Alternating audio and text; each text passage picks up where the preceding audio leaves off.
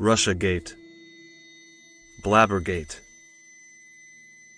Gate is a suffix that has spread beyond the United States into countries all over the world, and it represents a great scandal. Watergate and Monica Gate coined the term in the mainstream media. At the time, they were two of the biggest and most controversial U.S. government scandals known to us commoners. But not anymore. In March of 2016, WikiLeaks opened one of the darkest, most sinister gates ever. Pizzagate. We understand that it will not be easy for you to see and hear all that you are about to see and hear, taking into consideration the perpetrators and victims involved. But this is the world we live in.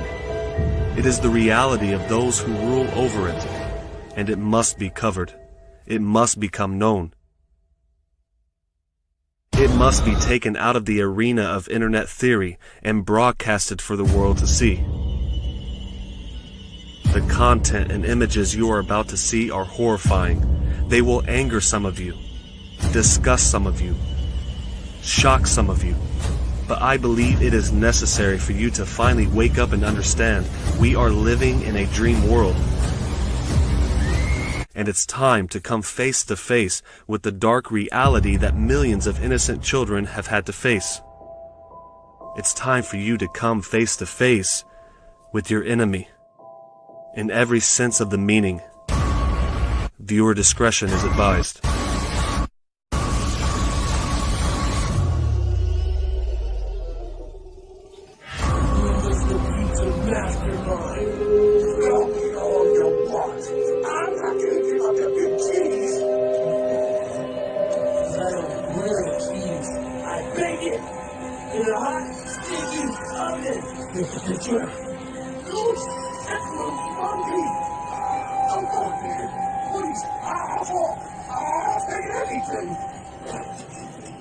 Okay.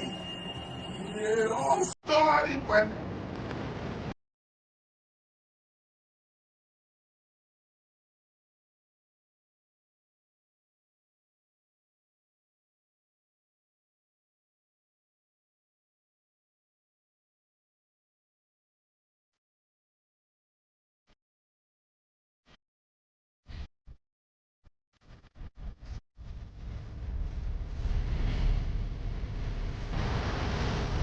woke up, you blacked out last night, and you look at your phone and you find pictures of you molesting a child. You freeze. You're in shock. I mean, children aren't supposed to handle that sort of stuff.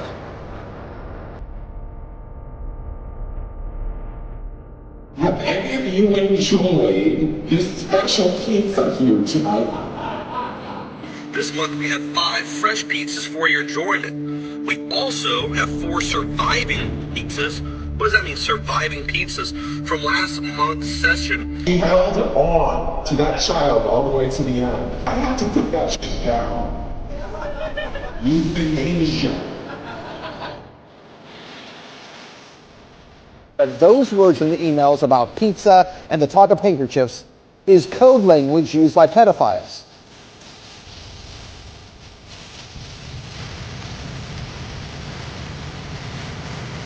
I think this is what happens when first babies. And it can be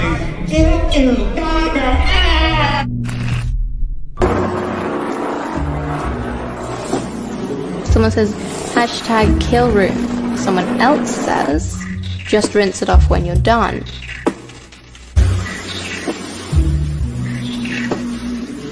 Cruelty, symbolism, screamer, eat what thou wilt. And they force you to do things, and they photograph it, they film it. The whole purpose for that is to either blackmail you into staying with them or split your mind up so that you don't even remember who you are. The FBI has been informed as to everything that has come out of Benassi's mouth.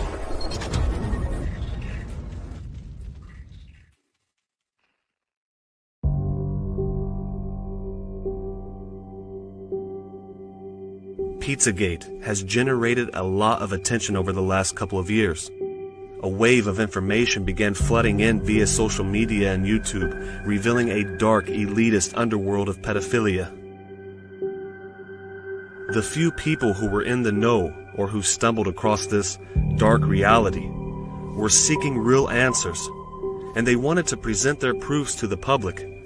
But most of them were silenced as fake news and conspiracy theorists. Some were even murdered.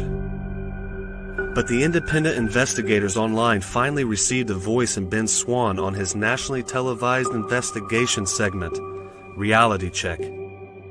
For those of you who do not know about Pizzagate, pay very close attention, because there is so much we cannot cover, and we will be moving very fast from here.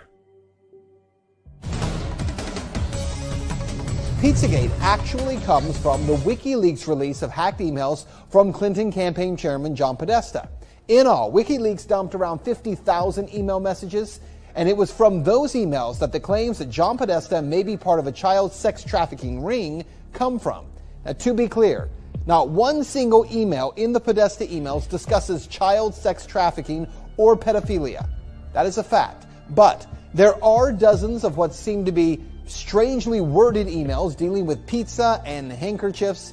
Self-described online investigators say that those words in the emails about pizza and the talk of handkerchiefs is code language used by pedophiles.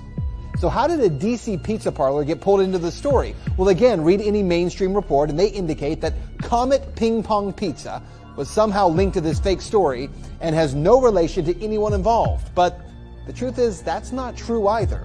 What media is ignoring is that the Comet Ping Pong Pizza place is actually referenced in the Podesta emails at least a dozen or so times, and that the owner of that place, James Alfantis, is a friend of John Podesta. He was actually named, this is kind of strange, by GQ magazine as one of the top 50 most powerful people in Washington. Yes, we're talking about a pizza parlor owner. Now let's talk facts here. There is no solid evidence that Comet Ping Pong Pizza is being used to run a child sex trafficking ring. But there are some very strange connections between Comet Ping Pong Pizza and a second pizza place 2 doors over, Besta Pizza, and the accusations of pedophilia. Now this is where things start to get strange when you research this story. Now to begin, I need to show you a 2007 unclassified FBI document. That document, according to the FBI, contains commonly used symbols by pedophiles to express their preference in children. I want you to see these images here. These are the images. Notice this one on the end, the triangle. That image signifies something called boy love. The pizza place next door to Comet Ping Pong Pizza, Besta Pizza, well, this was their logo until only a few weeks ago. Clearly, you can see that the Besta logo actually contains the same image, I'm going to show you again, as that boy lover image. Interestingly, after Pizzagate investigators pointed this out, Besta Pizza changed their logo, and there it is now. They removed the triangle. Well, since Pizzagate began to blow up online, he has made his Instagram profile, Jimmy Comet, private. But an archive search of Instagram reveals a number of strange photographs and words with strange and disturbing images associated with them. Look, to the point where we can't show you those pictures. We're not even going to describe them to you because some viewers would find it too disturbing to share on TV. But it is some very strange stuff. Now keep in mind, again, there is no proof here that there is a child sex ring being operated out of a DC pizza parlor. Investigators have already proven there's nothing to the story, right? Well, actually, no. And that's what you need to know. For all that is here, there has not been one single public investigation of any of this. Not from local police, not from the FBI, no one. And that has to be the big question. Not for Podesta or for pizza parlor owners, but for law enforcement. Based on what may be or may not be here, the big question is, why hasn't any investigation taken place? This breaking news, along with those darker, more graphic proofs that Ben could not air on his program, created such an outrage among the people that some could not handle their anger and resorted towards more violent methods. On a gunman with an assault rifle targeting a Washington, D.C. spot that's at the center of a fake news story about Hillary Clinton and a close aide. Our senior justice correspondent Pierre Thomas is there in Washington and has all the details for us. Good morning, Pierre. Good morning, Robin. This case shows how fake news can lead to a dangerous situation. Edgar Welch, 28 of Salisbury, North Carolina, has been arrested and charged with assault with a dangerous weapon. And police say that Welch told them that he showed up at the D.C. pizza restaurant to get to the bottom of what appears to be an utterly bogus story about child abuse promoted on the internet. How scary was the situation? He allegedly pointed the gun in the direction of an employee and fired the weapon inside the restaurant. The origin of this crazy story was a posting on WikiLeaks involving Clinton campaign manager John Podesta discussing a fundraiser with the owner of the restaurant. Somehow that posting morphed into a baseless allegations of crimes involving Podesta and Hillary Clinton, lies becoming dangerous. George? Pierre Thomas, the senior justice correspondent at ABC News, seemed more focused on debunking the allegations than covering the actual story itself. His conclusion: fake news surrounding Comet Pizza was the reason this man went in looking for answers, and the mainstream media echoed the same reports. Carolina man finds himself in big trouble after an incident in a Washington, D.C. restaurant. As for the motive, police say the Salisbury man showed up to investigate a conspiracy theory about a child sex ring involving Hillary Clinton, an allegation that first appeared on a fake news website.